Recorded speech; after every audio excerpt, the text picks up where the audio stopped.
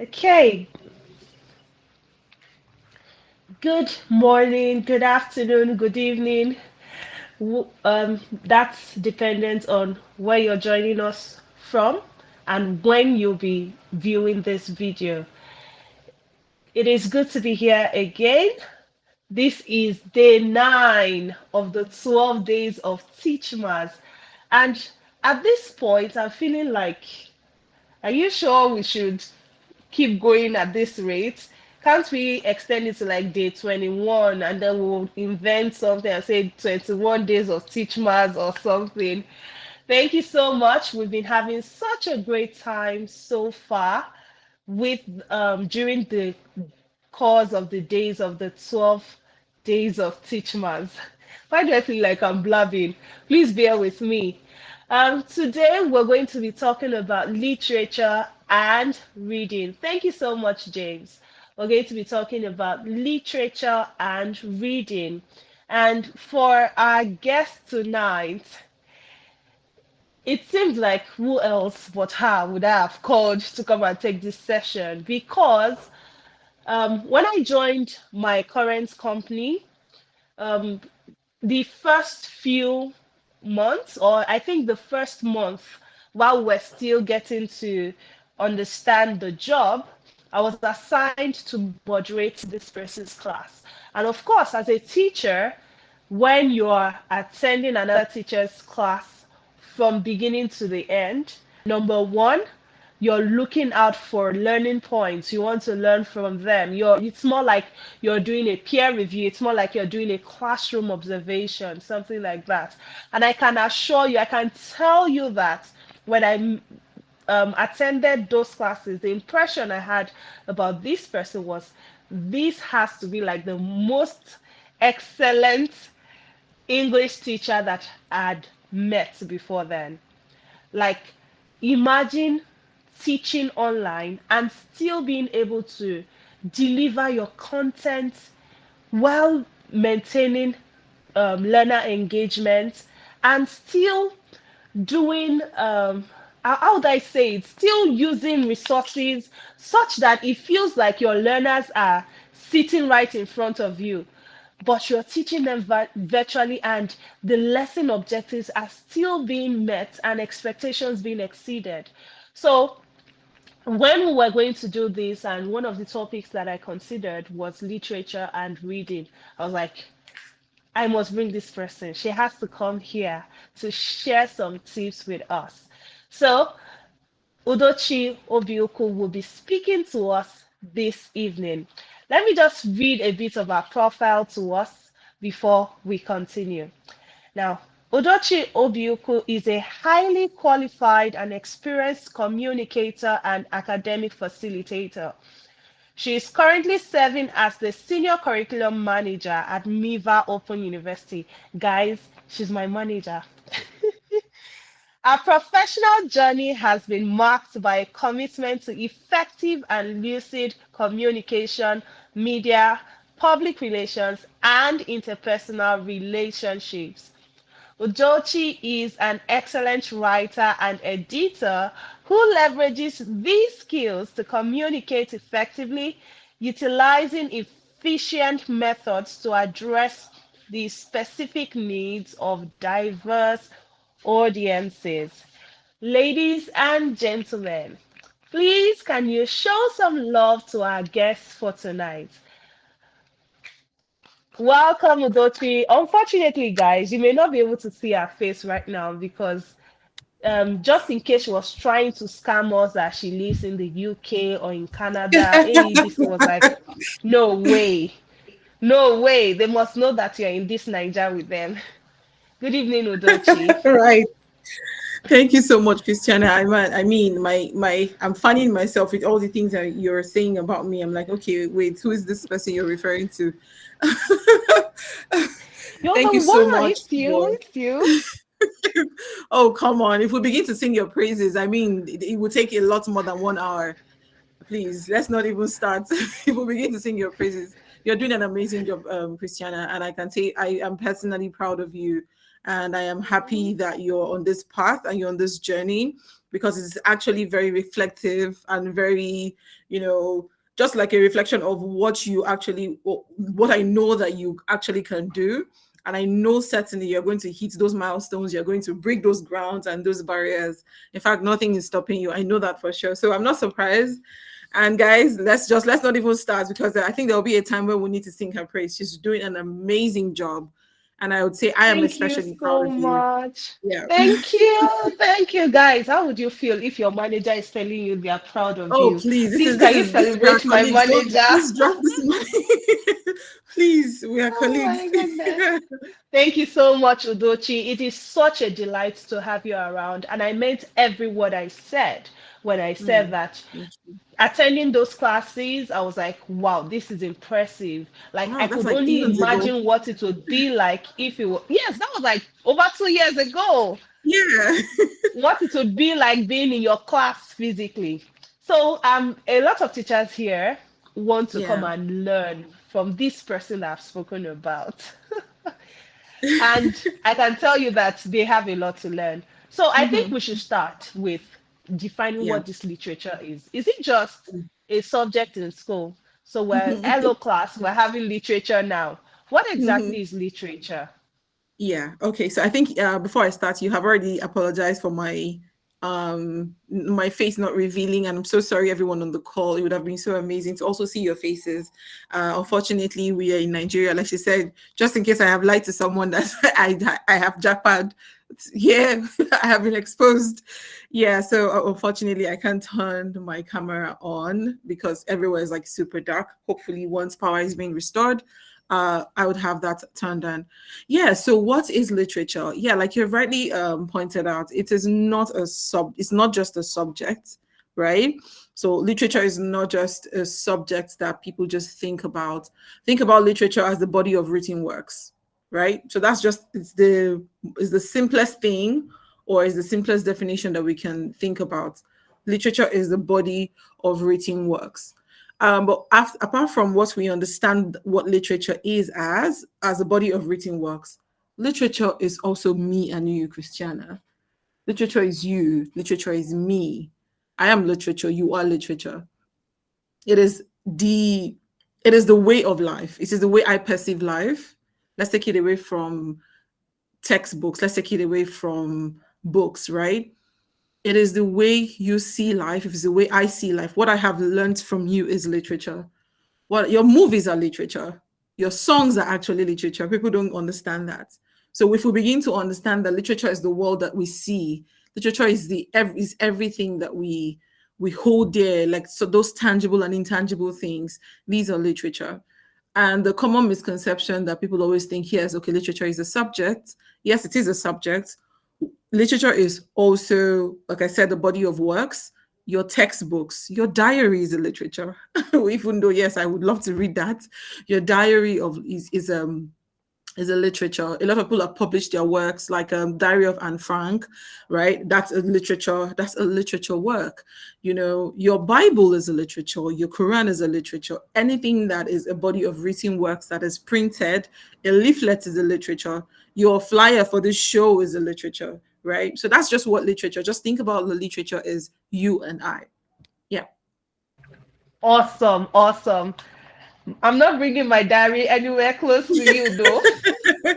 Interesting. Wow. Now I want to read it. Now I'm now I'm intrigued. Exactly, exactly. All right. So yes, literature is. I don't think I've seen it that way before. That's. I think you just awakened that consciousness in me that literature abounds everywhere that I look. So tell us, why is this important? How is literature important to us as humans? Well, so like we have rightly said, literature apart. Let's not. I don't want us to focus on reading, right? But at the end of the day, somehow it comes down to it, right? But we already know that there are lots of ways I can also learn about you. Let me just use one of the importance of literature, which we always teach students: is literature mirrors life, right? It also mirrors culture. Why is literature important?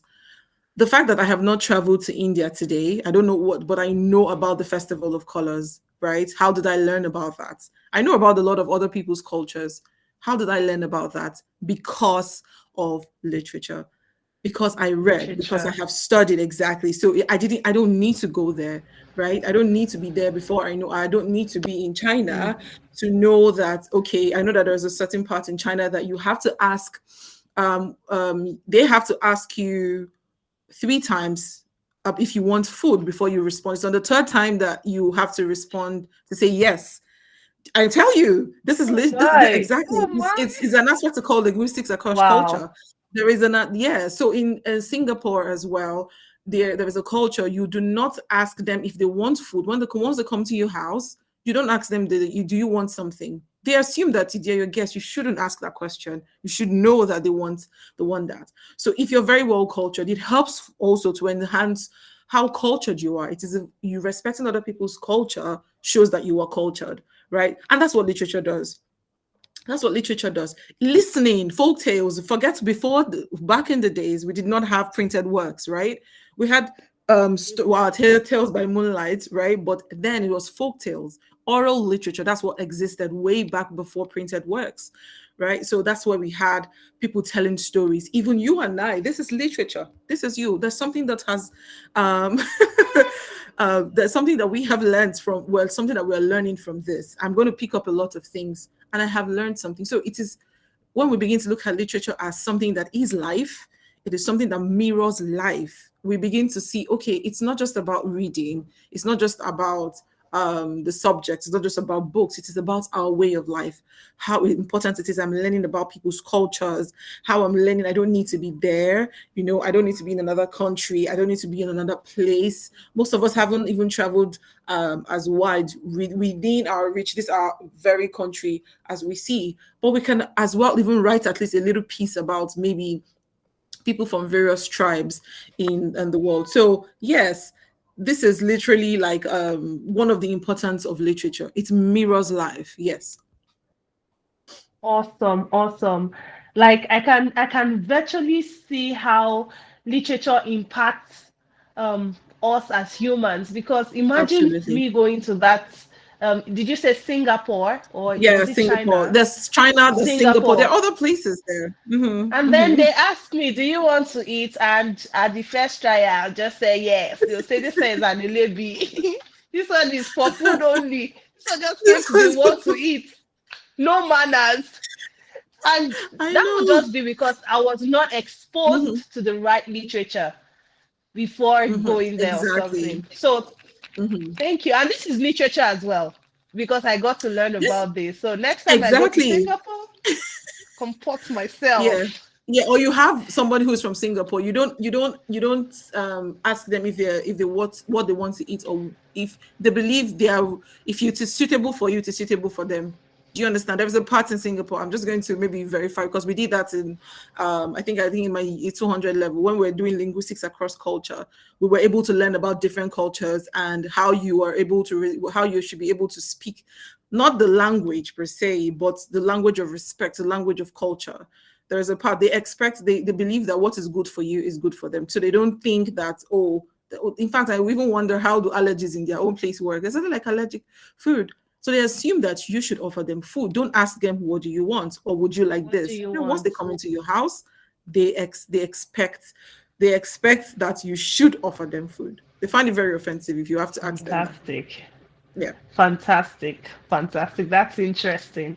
Okay, so you mentioned the fact that in the past, before we started using books and black and Mm-hmm. white basically for Mm-hmm. literature, it was Mm-hmm. oral literature. But in our days, I would say that it is hard to separate literature from reading, because a lot of literature now would be in Mm-hmm. written form. I'm not Mm-hmm. sure. I don't Mm-hmm. have the statistics. Okay, so, Mm-hmm. and Absolutely. we're all teachers here. We want our students to be exposed to the world. We want them to be global citizens. But Mm-hmm. then we would need to get them to read, right? Mm-hmm. To expose Absolutely. them to this. So, Mm-hmm. how do we then instill this love for reading in our learners? Okay.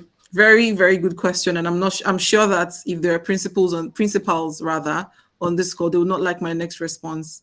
Not every child has to read.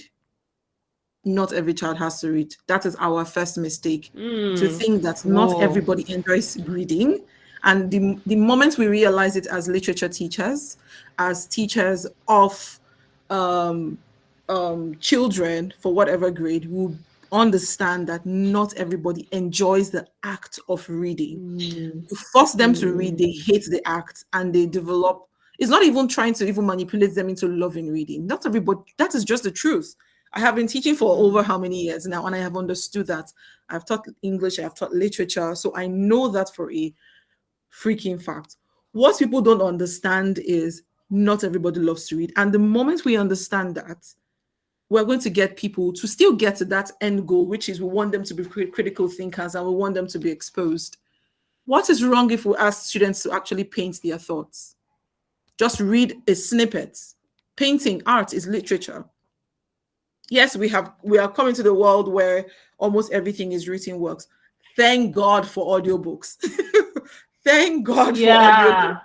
Yeah. Yes. Yeah. So thank God for Mm. audiobooks. So if as a Mm. teacher, I would, because of differentiative learning, I will typically divide my class and know the people who love to read, and I know the people who do not want to read.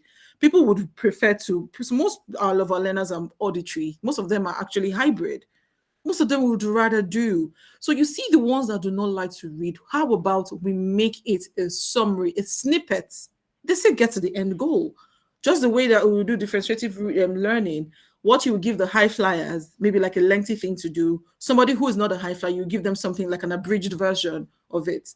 So our first step to actually understand this, Christina, is that it's not everybody loves to read, and most people will not. People are not ready to get to that truth yet.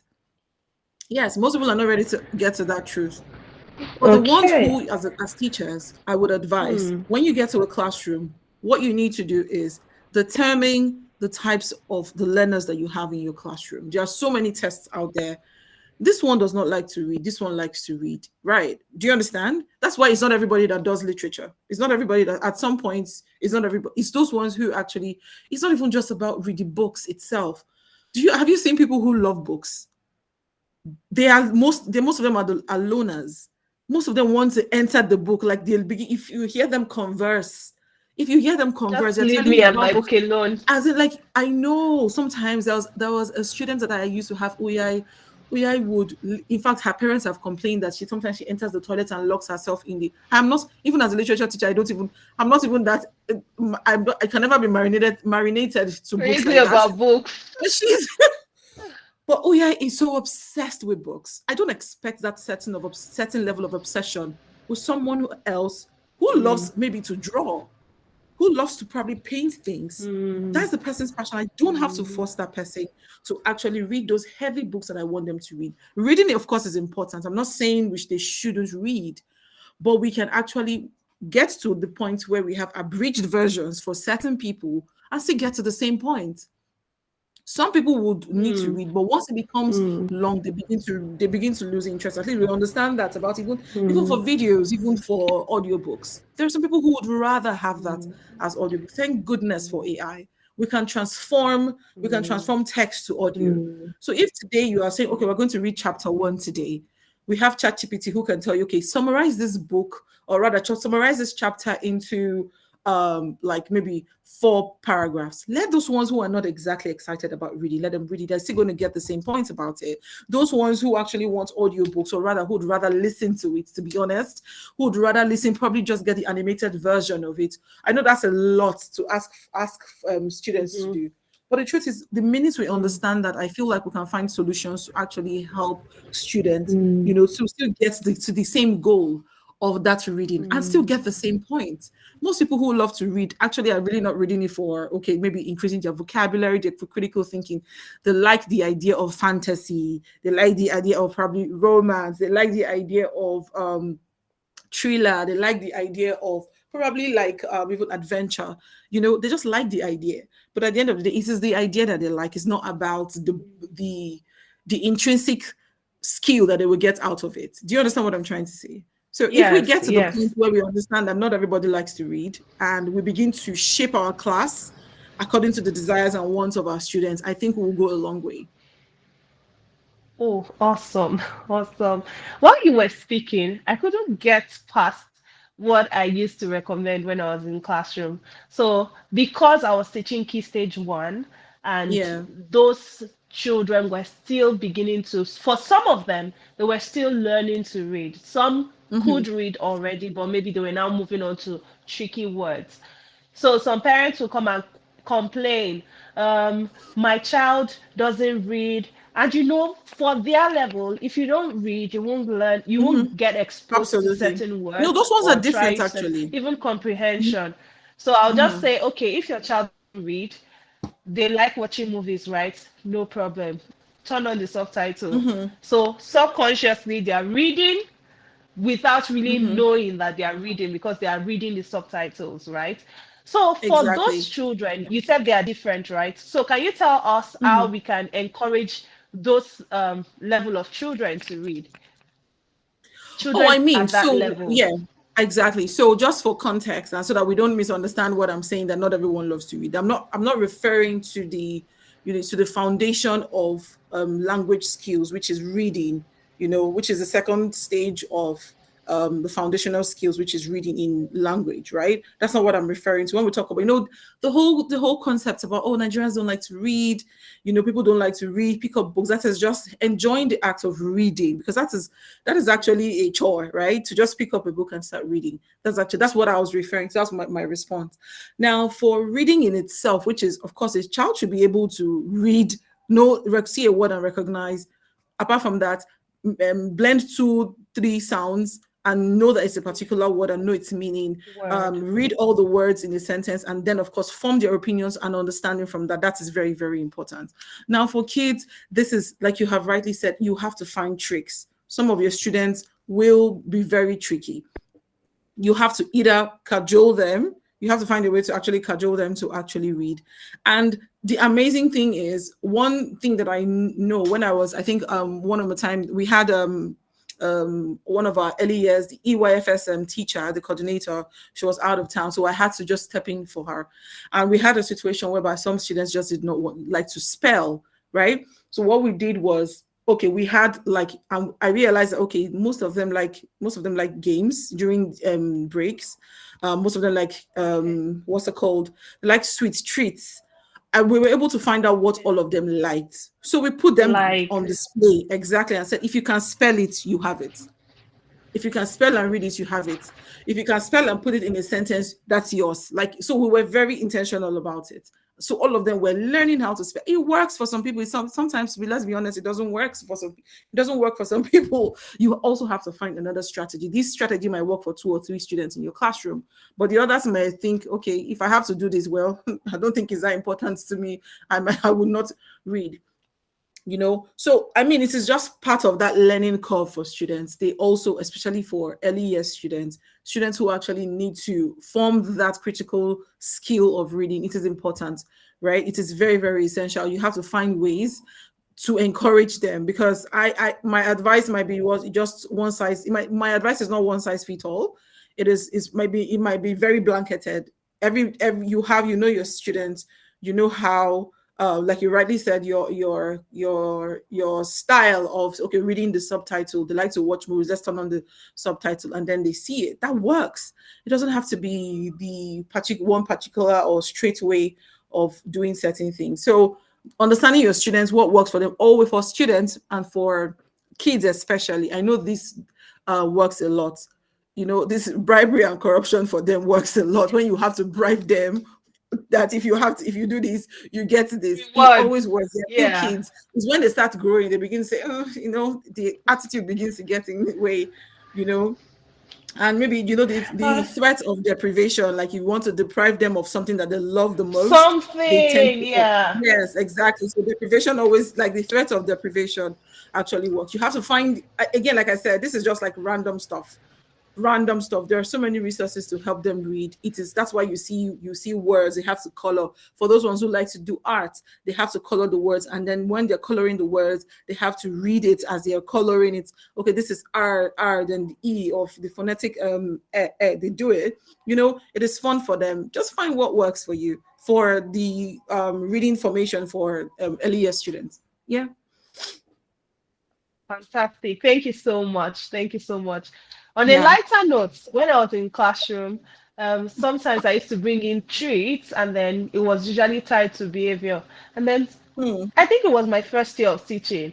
I think there was one time that a child said, "Well, I'm going to tell my dad to buy me sweets." I'm like, "Well, your dad is not going to buy you my My sweets. This sweet. is my Exactly. sweets." Was he paid the guy? Eh? Like, Exactly. anyways. All right. While you were talking earlier, you were sharing some strategies already. You talked about how teachers can take one resource. So you're Mhm. teaching, say you're teaching the history of Africa. Let me just Yeah. use that. I This don't is know if that Africa. Yeah. exists in Yeah, written it form. does, please. So let's, It does. oh, yay. All right. So let's say that's what we're treating this week. And you talked about how a teacher can just take that text, put it on ChatGPT, summarize this Hmm. for me in 4 paragraphs. You Hmm. talked about how they can convert that text Yeah. into audio format. You talked Hmm. about how they can even convert it into an animated video where, we Hmm. have that with Hmm. AI these Or days. even Just put picture it up reading, there. actually. Hmm. Wow. So please, can you share other strategies that you use for teaching, reading, comprehension, and analysis? Okay, so I think in a more I think this strategy that I just mentioned right now is for more recent times, because I mean ChatGPT just came, right? So for people who do not even know how that even works, or just lay their hands on some of these tools that might even cost them money. So I would say there are lots of teaching resources out there. There are a lot of teaching resources out there, and one I would say is breaking those texts down. I would say very honestly, is breaking those texts down. So typically, you have to prepare your lesson plans, prepare your lesson plans before you go. So you know that as a day you're going to do reading comprehension. It starts with selecting what actually matters, right? Selecting a text is not just any random text in a textbook, selecting a text that actually matters. Sectioning has always worked for me. Sectioning has always worked for me in a way that I can actually make it in a competitive way, divide my class into four to say, okay, you take this paragraph, explain, pick somebody from your team to actually explain, like just underscore the main idea from that passage. Okay. You understand? Like, so if we have like 4 or 5 passages, I divide the class into those groups of people and then ask them to say, each group is a paragraph. So you come out and then you just come and talk about what you have learned. So you see that I have not only forced them to at least be interested in reading that particular passage. Somehow I have sectioned it for them that it doesn't look so much. Now they have also learned what paragraph 3, 4, 5 is from the other people, Other right? groups. And then Mm. exactly, you have no choice than to actually be more intrigued to even go back and actually read it. So there are lots of strategies, and again with students, because you're trying to avoid monotony, you don't want to be very monotonous. You don't want to just do one particular style. You must also find another way to make just intrigue them in reading. One other strategy I would also like to share is it is the strategy of reading. Right now, reading is the whodunit mystery, solving it. Right, so it's like a crime that happened. They have to read the text and then decipher who committed a crime. So everybody in the class is acting a role as all the suspects that the police person or the policeman or the police unit has. You understand what I mean? So it's always like going to fish out for those reading activities that actually lend themselves to interesting interactivity. Once people like, oh, we want to solve a crime today in the class, oh, let's read it. They don't even, somehow you just take away the idea that they're actually reading, but they are reading. They are forcing themselves to actually read it to find out who actually committed the crime. You could be I could be your alibi to a crime, but it is you that would have committed the crime. And it is left for a particular group of people to actually look out for who the perpetrator is or the person who's guilty. So there are lots of activities and reading activities that are not boring as we think that they are, It could Mm, be immediately, like you say, just maybe a short paragraph, and the next thing you have a puzzle immediately after that. That encourages them immediately to just, what, some of them love to solve puzzles. Most of them like to do things, so they are forced to actually go and read before they now. It's just like rice and chicken, right? The highlight of the meal is chicken. So we know that we want to finish the rice and then rush to the chicken. You have no choice, right? If you eat the chicken first, the rice is not interested. Remember, in the days, our parents will always say, finish your rice first. So that's just what it is. That boring thing that you think that they don't like, that's fine. Put something that is a caveat, like an interesting activity afterwards, after that reading. You will see that most of them are very susceptible to reading. mm, Fantastic. So we should also tie it to other activities. I Mm-hmm. remember that yesterday, the speaker that we had, though she was trying to give an example of writing. So the children were to write an instructional text, and then she said before they got into writing the text, how to plant or something, she took them out on day one. They went to plant so that by the time you come back on day two, you're looking forward to writing about what you did yesterday. Exactly. So you're saying that we Exactly. should also tie it to other An interesting activity activities. to Oh, read that forces them fantastic. to have to read that before they're able to do that activity that they love. It could be a scavenger hunt. It could be like a scavenger hunt that tells them, oh, something, a lost pirates planted something here, yada yada yada. They just put like a little bit of riddles. They have, and then you go outdoor learn. Children love outdoor. Anytime I tell them today we're learning outside, that is their best. That classroom, they hate it. Even I don't even like it. Once you tell them, oh, we're going out to go and look for something, they are screaming to their bones. Even the adults, even the ones in SS3, grade 12, all of them, they love it. That's when they are cooked up in when they are cooked up in the Yeah. classroom, they don't like it Oh, exactly. So anything, always tie that reading to an interesting activity. You would, I trust me, they mm, would be able to. They would love reading. Yep. mm. Thank you so much. I would like to ask, this would pertain more to especially teachers in the early primary, or let me say lower primary now. One of the challenges that we often have is children being able to make deductions, draw Mm-hmm. inferences from the Mm-hmm. text that they have provided. And the a perfect example doesn't come to mind right now, but what's coming to mind is somewhat of an idiomatic expression. Let me just use that. So, Mr. Jumbo let the cat out of the bag. And then the child reads that and says, oh, what happened here? Mr. Jumbo took a cat out of the bag. I know that this is idioms, right? I'm not necessarily talking about idioms, but I'm trying Okay. to say that a learner being able to see beyond what was explicitly stated in the Mm-hmm. text. So if we're Mm-hmm. having that Yeah. challenge with a learner who doesn't know how to draw inferences, who doesn't know how to make deductions from what has been said to then figure out what wasn't said. So for instance, yes, an idea eventually came. So Mr. Someone's face fell as he looked at the broken cup. Mm-hmm. So maybe you ask a question, how did he feel? The child cannot say he was sad because this text said his face fell, or even because the cup Mm-hmm. broke. The Mm-hmm. fact that a cup broke should tell you that, okay, this person most likely wasn't happy or something. So how do Yeah. we deal with those kind of learners?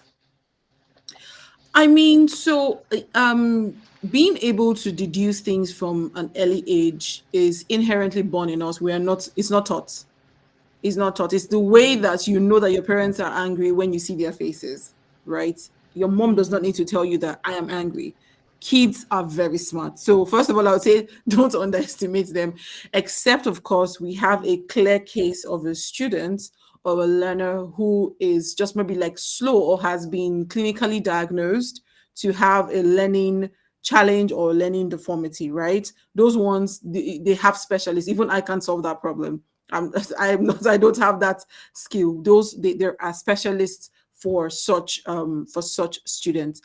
But what I would encourage teachers to do more is ask the question why. Even in everything that the student even does, Do you understand what I'm saying? Like, it doesn't even have to pertain to or pertain with their learning, right? So if they fling something on the floor, you ask them, why did you do that? Not in the Mm, way of you're angry. The explicit thing that happened is they threw something on the floor, or rather they threw the cup on the floor mhm, because they were angry or whatsoever mhm, reason. It's not just like, oh, okay, mhm, tell me why you did that. It's okay, tell me why you did that.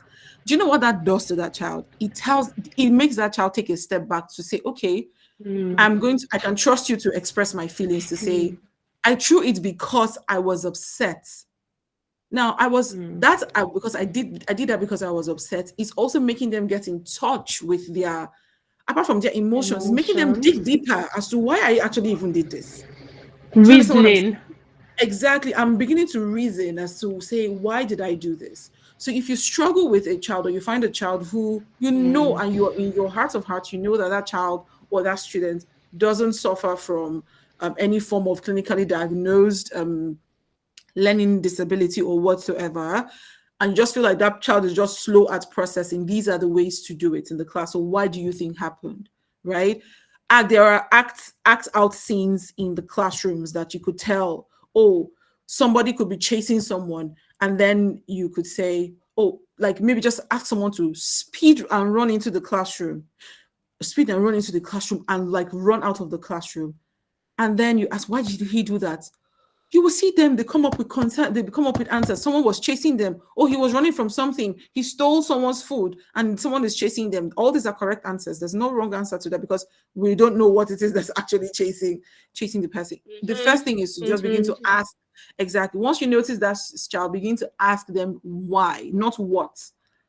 Why? mm, Why? What is mm, pretty much, you are mm, asking what is obvious. You're asking what is right there mm. in front of them, and that's not what you want them to dig deeper. It starts with them. I mean, it's a slow process. It's not magic, and that's the thing I always want to say, that for every time I get the opportunities, I always want to applaud teachers. To be very honest, what we do is actually magic. To be honest, those are our lesson plans that we do. It is. It's not magic. It's when we reap the benefits of it is always later. These things that we do, the steps that we take, most of the skills that we're building for the students, it never happens immediately. It never happens immediately. It happens very much later. And unfortunately, most of us are not always around to reap the benefits, or or get the accolades when it is. So for that, I think maybe it's just to begin to let the students think, just sit with their thoughts, and begin to explore reasons as to why a particular thing. It's the simplest thing. Simplest thing. It could be, oh, a stick is broken or something. Why did it happen? Why do you think it happened? There could be so many, and you would, in fact, the kids are the best people you want to ask these questions, because you will hear random things that you have never thought about. So like I said, critical inference, making inference and inferring things, is not something that is taught, right? It is something that we were born with. It's what we only need to do is just harness it as teachers, as educators. We just need to harness it so that the students and learners can actually just go deeper than what they have already instilled in them. I don't know if that answers Fantastic. the question. Yeah. It does, it does. And what one major point that I picked from that is that we should learn to ask open-ended questions. We should learn to Questions. ask Absolutely. why.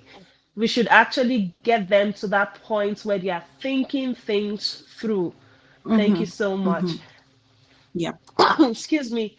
Okay, so Sorry. just in case you joined us, thank you so much. Just in case you joined us later, the voice that you've been hearing belongs to Udochi Obiukwu, and she's sharing with us insights on literature and reading tonight. It's day 9 of the 12 days of Teach Maths. Thank you so much for all that you've shared so far, Udochi. And on a lighter note, while all the while that you've been speaking, I'm like, that's my manager talking. That's my manager talking. Listen, listen, guys. Okay. All right. So the next question I have is what is literary criticism and why is it important for everyone? Why should we criticize works of literature? All right. So I think this is the part where we begin to now going to be talking about, I mean, this is also applicable to everybody. And everybody in the sense that it also is applicable for every grade learner, as in like grade of learners. So it could be grade 1, 2, 3, even all the way to 12. So literary criticism is a situation whereby you pick up a book and then you begin to criticize not the work per se, because there is book reviews that happen where Okay. like-minded authors come together to, just kind of criticize the author's bad writing or good writing per se. But literary criticism, in the sense for students, is where you begin to you take characters apart to begin to say, I don't Okay. think that this character deserved this redemption that they got. I do not think that this particular character should have been a main character because it did not serve any purpose at long on. I think that this character should have had more speaking time. I think that this character is like the most or rather the most useless character ever. But I do not like that the book painted them in such a way. Do you understand? This is now you having a voice Mm-hmm. and giving a not Mm-hmm. I don't want to call it feedback. Feedback does not do justice to what literary criticism is, Try because it criticism. begins to make students to have that critical thinking to say, okay, I don't just always have to read things, oh, because this book has said it and its word is true. No, take things apart. You might not enjoy some of the reading. You might just say, okay, you know what? I don't think that this book is actually the best. I don't think that it does address, or rather, you can tell me, I don't think the cover of this book actually did justice to the content of the book. I think, do you understand what I'm saying? So, literary criticism is like Yeah. criticizing the book. And now, remember that we have said that literature is not just about books, even your textbooks is also the Mm-hmm. same thing. So, it's carrying that same notion of not necessarily bad mouthing or putting down the work, is about like having an opinion of for yourself. But this is where critical thinking is born for literature students. This is where, what do you think about this character? How do you think this Mm-hmm. character could have done better? Or rather, what do you Mm-hmm. think we should have done? Well, we don't have so much to really criticize when it comes to non-fiction, because I mean, it's facts. It's more, the only things that we expect people to say, okay, so why is the sun one of the planets, which can be asked as well, right? But again, it is essential that we, for maybe fictional books that we give our students to read, let them begin to question. In fact, okay, you know what? Long story short, questioning the author. That is what literal criticism is. This just reminds me about my favorite book for 2022. Yeah, 2022. It's a novel, The Seamstress. When I finished Oh. reading that novel, I remember that I was on the second floor of our office. I was eating lunch. Immediately I finished it. I think I slammed the book on the table. I was like, did she do this? I felt like taking that character and slapping sense into her. Mhm. Why were you so stupid? Why did you? You know, I think that book was very well written because I it felt like Mhm. I was a part of the story, right? So Exactly. I understand what you Mhm. mean by criticism now. It's not really about the author per se. It's also about the Mhm. Per se, characters, your yes. opinion of the work in general. Work, exactly. Fantastic. Yeah. Fantastic. Okay, so hi everyone. Just in case you have questions for Udochi, you can type them out in the comment section. She'll be happy to take your questions. So I would like to ask, so how do we check that a learner is making progress as far as literature is concerned? Okay, so I think apart from the fact that one of the major skills expected of us as educators is just observing your students, you will typically know when a student has made progress, right? From once they started and till the end, apart from your mid test or your examination. When it comes to Mm-hmm. literature, it is their approach to these analysis of the books that they have read. It is the approach Okay. to reading and how they see certain things. I mean, the only way you can, I think for the most part, I would like to give all of us here credits that we should be able to know when someone has actually made progress in terms of whatever, be it math, English, basic science, whatever subject it is that you're teaching. You should be able to know when someone has actually made progress. I think one I would say key, chief of which is, I used to have a student who kind of likes to read, but was not the best at understanding. They just liked the whole storyline, just like the way you watch movies, and whatever even happened in the middle of it, you don't even care. But okay, did they get married at the end? Fine. Did the bad guy die? Yes, that's all. There are some people that are like that. That's just their process to Mm-hmm, it. mm-hmm, But when you begin to see that this person is now getting intertwined and very involved in it and begins to give you details of, oh, okay, I mm-hmm, like that this person did this during the literary criticism. They begin to begin to take apart the character and not giving you explicit information but more implicit and their own understanding. I think that's when I would say mm-hmm. I would recognize that, okay, this person is actually making progress. They're not just enjoying the book Fantastic. because it's interesting. They're also having an opinion for Mm-hmm. themselves. Yeah. Okay, so in essence, being able to criticize the work is also tied to your advancement per se. So I Yeah, think that yeah, exactly. And the level of criticism that you would give me as an educator, I mean, you could criticize, oh, I think this character was boring. That's a very mundane thing to say, but how mhm, deep you involve yourself in the criticism would tells me. I mean, we all know when someone has actually done really good. Yeah. awesome, awesome, awesome. All right. So let's move on to trends. What trends do you see in the future for literature and reading?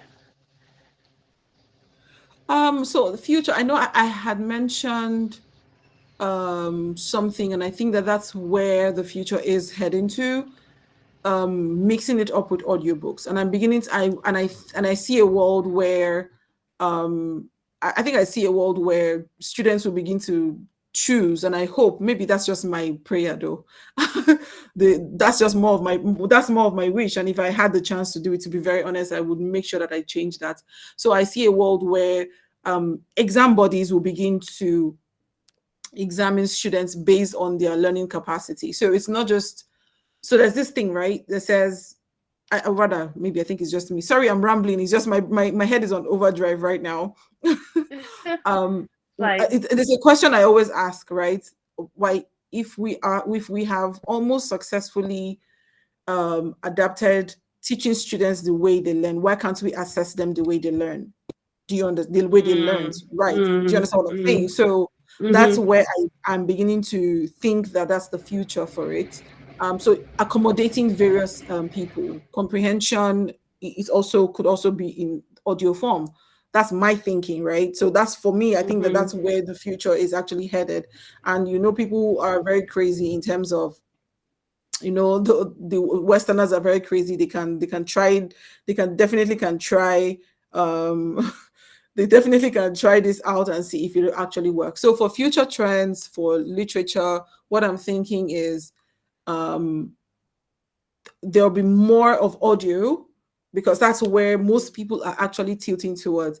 Somebody you and I okay. actually know said that as he got to, I think, his mid 40s, he was somebody who enjoyed Mm. reading, like pick up any book. As he began to go into his mid 40s, he did not enjoy reading anymore. He preferred audiobooks. So Whoa, you see that there's that trend whoa. of, okay, you Trend. don't have to, somebody who loved something before can actually not love it anymore, and it's okay. It is okay. We don't have to just beat down the horse because of that. you know so I'm Mm. also thinking that's, for me, the trend is that we will get to a point where we'll begin to incorporate other forms to also still get to the end goal of reading and literature.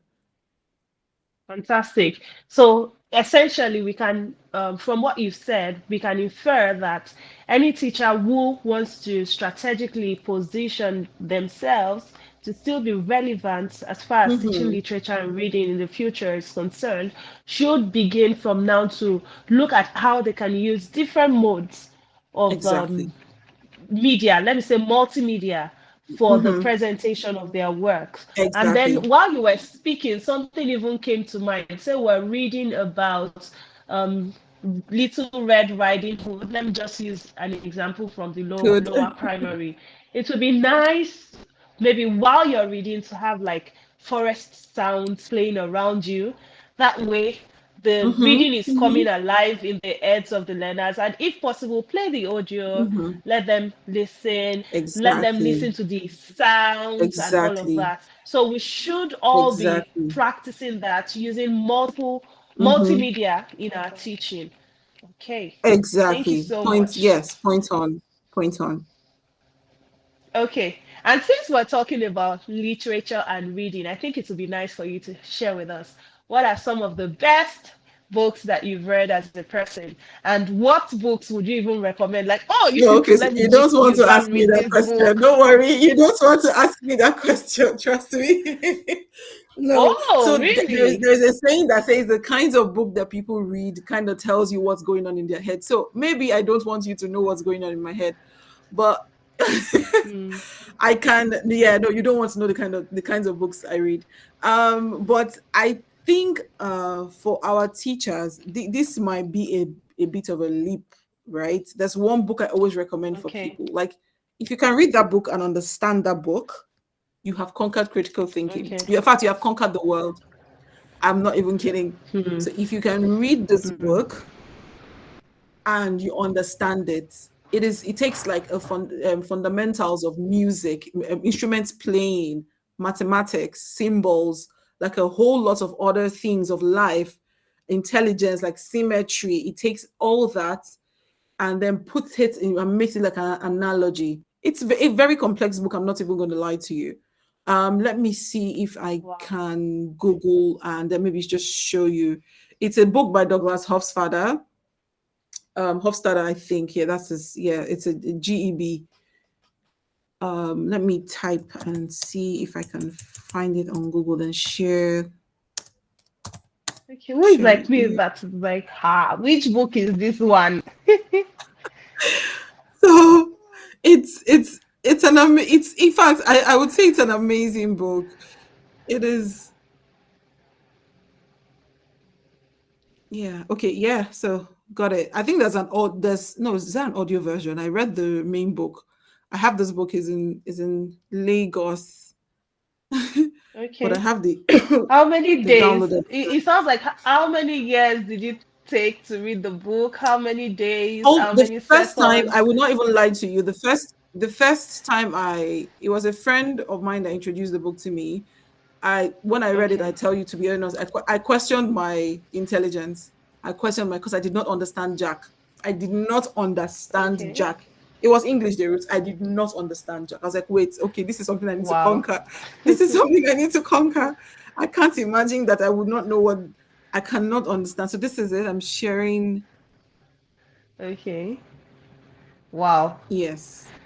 Yeah. God. So I think yeah, if you can get this is my recommendation for anyone, anyways. This is my recommendation. So there are other books out Even there. the title sounds complex.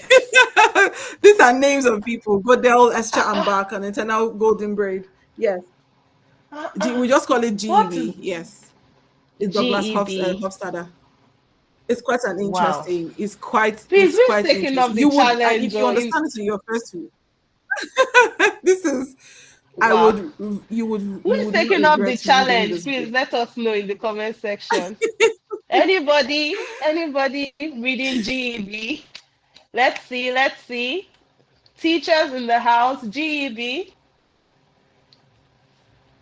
I'm going to read it another for the. I think I'll pick it up again in January. I'll pick this up again in Wow. January because there are systems. Yeah, Wow. imagine using Interesting. musical instrument to explain the concept of life. It's fascinating. It's fascinating stuff. Wow. I tell you. The guy himself must be very deep. Oh my God! You know these are one of the people that they say that are actually mad. You know that they are mental in their head. You don't just follow this people's way because if you do, you might actually end up like them. So So Udochi yeah, Yadira says, I will start and hope to finish. yeah. Okay, Let me so just she drop the says, link. okay, oh, thank you so much. That will be I'll just drop the appreciated. link in the. That will be Yeah, you can appreciated. get the PDF version. Yes, you can get the PDF version Okay, of it. I think it's free. Yeah, yeah. I like awesome. paperback books. So yeah, but that's just my recommendation. The other books, sorry, I'm not going to. I'm not. I'm not telling you. You're not going to I'm sorry. expose yourself and No, I'm tell not us those exhausting books. the way you're hiding your diary from me. That's the way I'm hiding these books from you. Okay, no problem, no problem. Obashike Botiraya says, me, it feels like a confession. I think I should read it like that. Say, me, I'm a numeracy or number or math person. How will I cultivate the habit of reading all these literature books to get to know a lot about things in the world at large? Okay, you said what? Can you take that again, please? Okay, so she says I'm a number person. How will I cultivate the Okay, habit of reading all these literature books to get to know a lot about things and the world at large? start small. Don't let the Mm. world deceive you that you have to have like a gazillion books. Start small. Pick the books that matter. Pick the books that matter. You're a numerical person. You pick numerical books. In fact, this book I just recommended is for you. Although you know people are math people, it might just further scatter your brain. So yes, and that's our hope. Yes, let it scatter your brain. But start small. Start small. You might try audiobooks too. Try audiobooks too. There are lots. I know that for adults, we don't have as much picture reading out there because it's supposed to be something interesting and for students, for babies and all of that. But I would advise you to just start small, one chapter at a time, and pick something that is interesting. Reading is, like I told you, some people just love to read. It's not that is not a gift. Not everybody has that. And if we begin to deceive ourselves that okay, we must just all love to read, I think that that's where our mistake is. Recognize that we don't all love to read, but then start small.